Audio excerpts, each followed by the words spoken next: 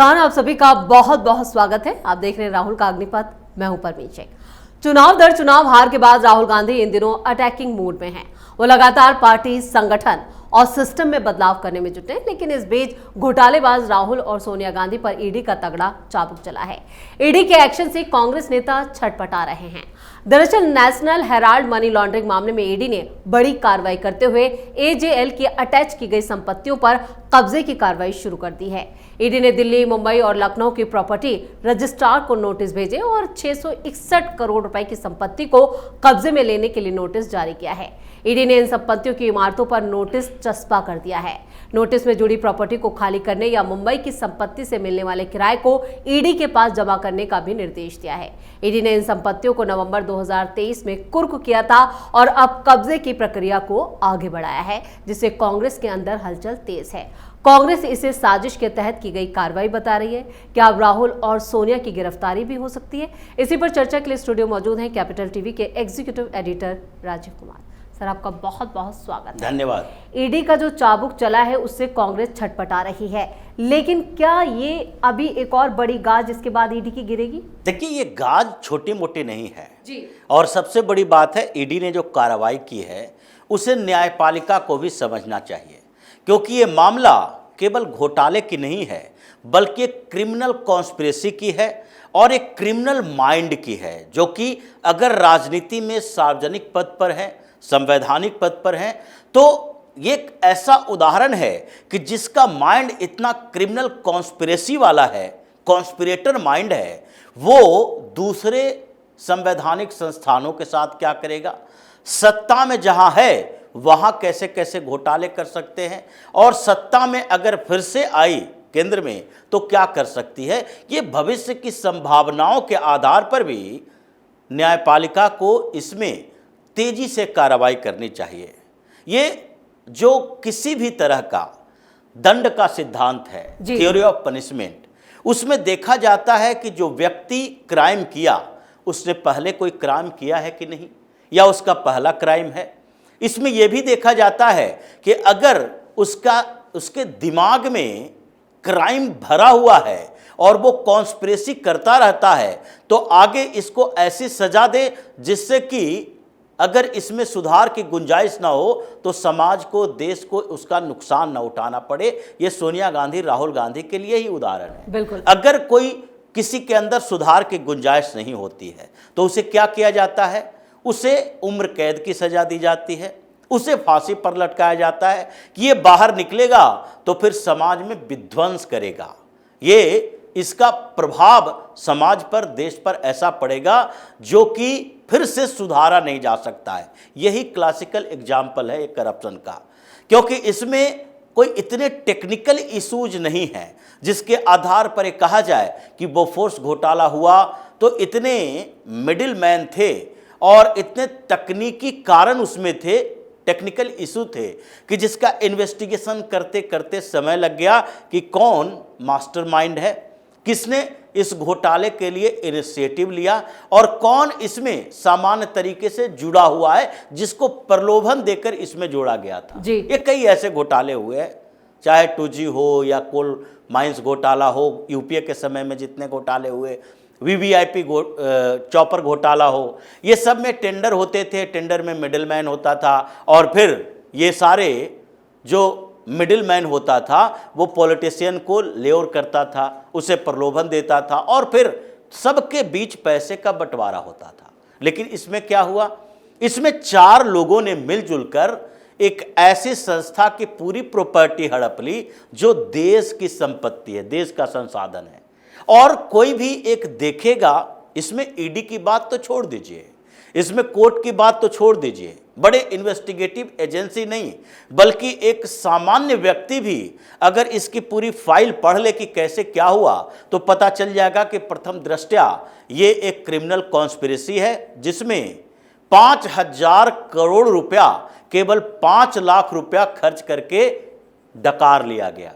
ये associate general का case ही ऐसा है, क्योंकि नेशनल हेराल्ड मामले में हुआ क्या, लोगों को यह समझना चाहिए कि नेशनल हेराल्ड मामले में अगर बैठे हुए जज हैं वो भी पहली बार फाइल देखे तो उन्होंने कहा नहीं, प्रथम दृष्टया तो ये लगता है कि बड़ी कॉन्स्पिरेसी की गई है, क्योंकि एक कंपनी नेशनल हेराल्ड जिसको हजारों फ्रीडम फाइटर ने मिलकर बनाया, जवाहरलाल नेहरू की भूमिका थी उसमें, कांग्रेस की लंबी सरकारें, लंबे समय तक सरकारें, तो इन्हीं लोगों ने मिलकर बनाया कि भाई एक समाचार पत्र होना चाहिए, न्यूज़पेपर होनी चाहिए, देश के आधार पर सरकार व्यवस्था। और अगर देखा जाए तो आज़ादी से पहले भी कांग्रेस या फिर इनके नेता कई न्यूज़पेपर चलाया करते थे, तो मीडिया में भी सरकार की एक छोटी मोटी भूमिका हो और सरकार इसके लिए कुछ न कुछ योगदान दे। इसके लिए नेशनल हेराल्ड खोला गया, एसोसिएट जनरल, और उसके जितनी प्रॉपर्टी है उसमें केवल शेयर होल्डर की बात नहीं है कि 1000 लोगों ने थोड़े थोड़े कंट्रीब्यूशन दिए, कई फ्रीडम फाइटर भी थे। ये शांति भूषण ने भी दावा किया था, जो प्रशांत भूषण के पिता थे, कि हमारा भी इसमें शेयर था। कई लोगों ने अपनी भूमिका तो निभाई, लेकिन ये नेशनल हेराल्ड की जो हेराल्ड हाउस बहादुर शाह जफर मार्ग पर दिल्ली में बना और जिसके लिए ज़मीन दी गई सरकार ने दिए, लखनऊ में जो बने सरकार ने दिए, पटना में है सरकार का है, और फिर मुंबई में वांद्रा जैसे जगह पर वहाँ पर जो करोड़ों की प्रॉपर्टी दी गई, ये सब सरकार ने उस समय मीडिया को प्रमोट करने के नाम पर ये पॉश इलाकों में कुछ जमीनें दी थी और उसके ऊपर बिल्डिंग बनाई गई थी। ये केवल किसी एक कंपनी की बात नहीं है, लेकिन हुआ क्या, साल दर साल मीडिया में, और कांग्रेस प्रायोजित मीडिया रहेगी तो उसके सोर्सेस रिसोर्सेस कम होते गए। जब तक इनकी सरकारें रही कुछ पैसे भी मिलते रहे, आनंद फानन में हजारों लोगों को इसमें एम्प्लॉयमेंट दे दी गई, और कांग्रेस के जितने बड़े बड़े नेता, छोटे नेता, सब लोगों ने अपने परिवार, भाई भतीजा सबको इसमें भर्ती करना शुरू कर दिया। और उसके बाद कहा गया कि इसको नुकसान हो रहा है, नुकसान हो रहा है। कांग्रेस ने ही उधार दिया, बिल्कुल इंटरेस्ट फ्री लोन दिया 90 करोड़ का, और 90 करोड़ का लोन दिया जिसके पास 5000 करोड़ की संपत्ति है, तो ये हो सकता था कि 90 करोड़ रुपया इंटरेस्ट फ्री लोन है, उसको चुकता करना है। तो चलो भाई, ये हेराल्ड हाउस जो बहादुर शाह जफर मार्ग पर है, उसका एक फ्लोर बेचेंगे, 90 करोड़ से ज़्यादा पैसा आ जाएगा। उस एक फ्लोर की कीमत उतनी है, और एक फ्लोर बेचते और उसके बाद वो जितनी जो रकम थी लोन की वो चुकता कर देते। ऐसा नहीं किया गया। 2010 में एक कंपनी खोली गई, यंग इंडियन प्राइवेट लिमिटेड जी। ये कंपनी खोली गई तो अचानक से कंपनी में डायरेक्टर के तौर पर दिसंबर में ही, नवंबर में कंपनी बनती है, दिसंबर में राहुल गांधी की एंट्री हुई पहले डायरेक्टर, फिर जनवरी में दूसरे सोनिया गांधी की एंट्री हुई, और उसके बाद ये सारे लोगों ने मिलकर पूरे नेशनल हेराल्ड के शेयर को आपस में बांट लिया। 76% शेयर होल्डर हो गए सोनिया गांधी और राहुल गांधी, और उसके बाद जो 24% बचे उसमें से ऑस्कर फर्नांडिस, मोतीलाल वोरा, ये 4 लोगों ने मिलजुल कर पूरी प्रॉपर्टी उनकी कब्जा कर ली। अब ये हजारों करोड़ की प्रॉपर्टी, 5-5 हज़ार करोड़ की प्रॉपर्टी। उसके बाद 2012 में, जब 2010 से चलता हुआ 2012 में आया मामला, सुब्रमण्यम स्वामी ने केस दर्ज किया। पटियाला हाउस कोर्ट ने कहा कि नहीं, ये प्रथम दृष्टया क्रिमिनल कॉन्स्पिरेसी है। ये मामला चलता रहा। 2021 में ये मामला ईडी के पास आया, ईडी ने इन्वेस्टिगेशन शुरू किया, और उसके बाद 752 करोड़ की प्रॉपर्टी अटैच कर ली जी। ये अटैच की गई 2023 के दिसंबर तक। ये प्रॉपर्टी अटैच पहले 60 करोड़ की गई, उसके बाद 90 करोड़ की गई, सब मिला के 752 करोड़ की गई, जिसमें ये प्रॉपर्टी थी 661 करोड़ रुपया, जो अचल संपदा के तौर पर, यानी बिल्डिंग जो इनके 2-3 हैं उसकी प्रॉपर्टी थी, और 90 करोड़ रुपया इसके शेयर थे। ये अटैच किए गए, लेकिन इन्वेस्टिगेशन चल रहा है, पूछताछ सोनिया गांधी, राहुल गांधी से हुई। इन लोगों ने अपना वो काला धंधा छोड़ा नहीं अटैच करने के बाद भी। लेकिन जो कपिल सिब्बल का भी बयान आया है, उनकी क्या भूमिका है? वो लगातार बचाव कर रहे हैं, कह रहे हैं कि ये बीजेपी की साजिश है और तानाशाही के तहत ईडी ने ये एक्शन लिया है। तो क्या लगता है कि कपिल सिब्बल कहेंगे कि मोदी ने बहुत अच्छा काम किया? कपिल सिब्बल, जिसको सोनिया गांधी, राहुल गांधी ने मंत्री बनाया, जो अभी भी समाजवादी पार्टी के तरफ से सांसद है राज्यसभा में जी। और कपिल सिब्बल आज भी सोनिया गांधी के एहसानों तले दबे हैं, सुप्रीम कोर्ट के बड़े वकील हैं।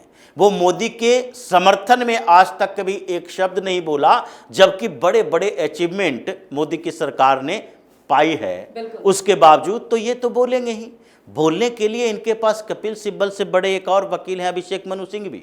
उन्होंने भी कहा ये सुप्रीम कोर्ट जाएंगे, ये ईडी ने गलत किया है, ईडी को ऐसा नहीं करना चाहिए था। लेकिन ये नहीं बताया ईडी ने किया क्यों। क्योंकि ये जो आपके पास 661 करोड़ की प्रॉपर्टी है जिसको अटैच किया ईडी ने, तो जब अटैच किया तो आपके पास एक नैतिक जिम्मेदारी है कि प्रथम दृष्टया ये गलत है, तो इसके कारण ईडी ने अटैच किया है प्रॉपर्टी को, तो इसका इस्तेमाल हम न करें। ईडी ने यही बात की जी। जो नोटिस भेजे हैं उसमें भी कहा है कि देखिए ये क्राइम करते रहे, अटैच के करने के बाद भी ये रेंट के नाम पर, जो वोकस रेंट की बात की गई है, ये वोकस एडवर्टीजमेंट के नाम पर, और वोगस इसमें दिया गया है कि एक और काम किया गया, डोनेशन लिए गए। अब ये bogus donation, bogus advertisement, bogus advance rent, 28 crore रुपया एडवांस में रेंट ले लिए गए कि अब अगर ईडी इसको कब्जे में लेती है तो हम पहले से ही रेंट लेकर बैठ जाते हैं। उसके बाद किस बात का एडवर्टीजमेंट कर रहे हो, 18 करोड़ रुपए का, 10 करोड़ से ज़्यादा इसने डोनेशन ले लिए, अब उसको कौन डोनेशन दे रहा है। ये सब कागजी कार्रवाई चल रही है, करोड़ों का हेर फेर हो रहा है अटैच करने के बाद। तो ईडी ने कहा कि जब इस प्रॉपर्टी को अटैच किया गया है और इससे इनकम राहुल गांधी, सोनिया गांधी ले रही हैं, तो इसका मतलब है कि वो इसका फायदा अभी भी उठा रही, तो इसके फायदे को पहले रोका जाना चाहिए। यानी कि इसको हमारे पोजीशन में दीजिए, हमारे कब्जे में दीजिए। और उसने नोटिस जारी किया कि यह प्रॉपर्टी विवादित है और इसमें सोनिया गांधी, राहुल गांधी के खाते में नहीं जाना चाहिए, बल्कि ईडी के खाते में जाना चाहिए। और पोजीशन लेने का मतलब यही है कि ये जो सैकड़ों करोड़ रुपया हर महीने वसूल रहे हैं, ये सैकड़ों करोड़ की बात आती है। बहादुर शाह जफर मार्ग दिल्ली में इतने बड़े हेराल्ड हाउस, जिसमें इसने यंग इंडियन प्राइवेट लिमिटेड का ऑफिस भी खोला था, उसमें एक एक फ्लोर पर 10-10, 20-20 लाख रुपया ये जो रेंट आता है वो अभी जा कहाँ रहा है। बांद्रा में ये जिंदल की कंपनी है जिसने 3-3 फ्लोर ले रखा है। नवीन जिंदल जो पहले कांग्रेस में ही थे जी। और उसी समय इनकी कंपनी को बांद्रा ईस्ट में ये दिया गया था, हेराल्ड हाउस में 3 फ्लोर ले रखा है। और उसके रेंट कितने हैं अब तक पता नहीं, लेकिन उसको भी खाली करने का आदेश दिया गया ईडी की तरफ से, भाई पहले खाली करो, अब ईडी इन संपत्तियों पर कब्जा करेगी। मतलब ये कि अब तक ये क्राइम करते जा रहे हैं, तो फिर उसके बाद न्यायपालिका कुछ कर नहीं रही है, तो ईडी को ही कुछ करना पड़ेगा। तो ईडी ने अपनी कार्रवाई फिर से शुरू कर दी। पहले अटैच किया, अब उसको कब्जे में लिया, उसके रेंट ब्लॉक कर दिए। सोनिया गांधी, राहुल गांधी के पास अब ये पैसा नहीं जाएगा। और उसके बाद आगे इस पूरे प्रक्रिया में नोटिस जारी की जाएगी दोनों को कि भाई फिर से पूछताछ होगी। पहली बार पूछताछ हुई थी सोनिया गांधी से, राहुल गांधी से। इन दोनों ने कहा ये सारा मामला मोतीलाल वोरा जानते थे, जो अब है नहीं। मोतीलाल वोरा कांग्रेस के कोषाध्यक्ष हुआ करते थे, वो भी हिस्सेदार थे, स्टेक होल्डर थे, 12% शेयर था उनका। तो वो तो अब रहे नहीं, उनके ऊपर ठिकरा फोड़ने की कोशिश की गई। लेकिन फिर मल्लिकार्जुन खड़गे से पूछताछ हुई। यंग इंडिया प्राइवेट लिमिटेड जो है उसके सीईओ यही हैं, इनसे भी पूछताछ की गई। हेराल्ड हाउस में छापेमारी की गई कि इस कंपनी जो कि 5000 करोड़ रुपए का कारोबार कर रही है, उसमें 3 ही लोग काम कर रहे हैं, एक चपरासी है, एक मल्लिकार्जुन खड़गे जो कांग्रेस के अध्यक्ष हैं, उस कंपनी के सीईओ कैसे हो सकते हैं। तो ये सारी जो प्रक्रिया अपनाई जा रही है उसमें दिखाया जा रहा है कि अब फिर से एक्शन शुरू हो चुका है। अब फिर से नोटिस जारी की जाएगी, समन जारी की जाएगी और एक दूसरे के सामने लाकर पूछताछ की जाएगी कि कैसे कैसे आपने क्या किया। आपको जब यह ऑफर आया कि आपको 38% शेयर दिया जाता है, सोनिया गांधी को 38%, राहुल गांधी को, और आपने जो कंपनी शुरू की थी यंग इंडिया प्राइवेट लिमिटेड, वो मार्केट कैपिटल केवल 5 लाख रुपया थी उसकी, यानी 5 लाख की कंपनी और 5000 करोड़ की कंपनी को हम पूरे शेयर के साथ ले रहे हैं। तो आपने कोई सवाल तो उठाया होगा कि कैसे किया जा रहा है भाई जी। तो इसीलिए अब क्रॉस क्वेश्चन होंगे, पूछताछ होंगे, और उसके बाद न्यायपालिका से ये बात की जा रही है कि आप इसको बेल कैंसिल कीजिए, क्योंकि बिना हिरासत में लिए इस पूरे मामले का इन्वेस्टिगेशन सही तरीके से नहीं हो सकता। और इसीलिए अब जमानत कैंसिल होने की बात, पूछताछ, और फिर सीधे तिहाड़ जाने की बारी आ गई है। छटपटाहट इन लोगों की पहली बार यह है जो कपिल सिब्बल हो या अभिषेक मनु सिंह भी हो, मल्लिकार्जुन खड़गे खुलकर बात नहीं कर रहे क्योंकि उनके ऊपर भी तलवार लटक रही है क्योंकि वही सीईओ है। तो इसलिए ये लोग धीरे धीरे बाहर आएंगे जब अगला समन आएगा। और अभी ये सुप्रीम कोर्ट जाने की तैयारी कर रहे हैं स्टे लेने के लिए, क्योंकि पहले ही बेल सुप्रीम कोर्ट से ही मिली हुई है और जमानत पर ये बाहर है 2014 के बाद से। अब जमानत कैंसिल करने के लिए ये जाएगी और ईडी की टीम ये तैयारी कर रही है। मतलब अभी जो सुपर एक्टिव मोड में राहुल गांधी हैं और सोनिया गांधी जो संसद में जा जाकर अभी कुछ ऐसे उलूल जुलूल बातें कर रही है, जैसे वक्फ बोर्ड पर भी इन्होंने कहा संविधान पर बुलडोजर चलाया जा रहा है, तो सोनिया गांधी से माफ़ी की बात की गई है। जो अगले सेशन में सोनिया गांधी के खिलाफ विशेषाधिकार हनन नोटिस लाया जाएगा कि आप संविधान पर ऐसे टिप्पणी कैसे कर सकती हैं। इसलिए ये दोनों जो वक्फ पर सुपर एक्टिव मोड में हैं, अब इनका सारा मोटिवेशन चला जाएगा जब ईडी का समन आएगा। पूरा कंसंट्रेशन हो जाएगा किस पर, अब ईडी को फिर से बदनाम करो, इसके खिलाफ बातें करो। और कोई भी विपक्ष में बैठी पार्टियां इस मुद्दे पर राहुल गांधी के साथ नहीं होगी। जैसे इन लोगों ने अरविंद केजरीवाल को करप्शन के मामले में अपने आप से अलग कर दिया था, वो अलग थलग महसूस कर रहा था।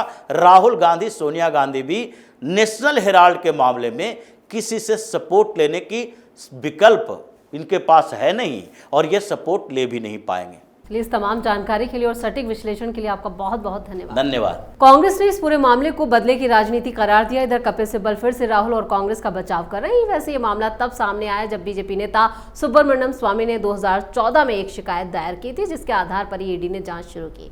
ईडी का आरोप है कि यंग इंडिया ने एजेल की संपत्तियां महज 50 लाख रुपए में खरीदी, जबकि इनकी वास्तविक कीमत 2000 करोड़ रुपए थी। यानी एक बड़े घोटाले को अंजाम दिया गया। एक बार पूछताछ हो चुकी है, अब दोबारा फिर ईडी यहां पर सोनिया और राहुल से पूछताछ कर सकती है। इस खास शो में इतना ही। वीडियो कैसा लगा कमेंट करके अपनी राय जरूर दें। वीडियो को लाइक करें, शेयर करें और कैपिटल टीवी को सब्सक्राइब जरूर करें। धन्यवाद।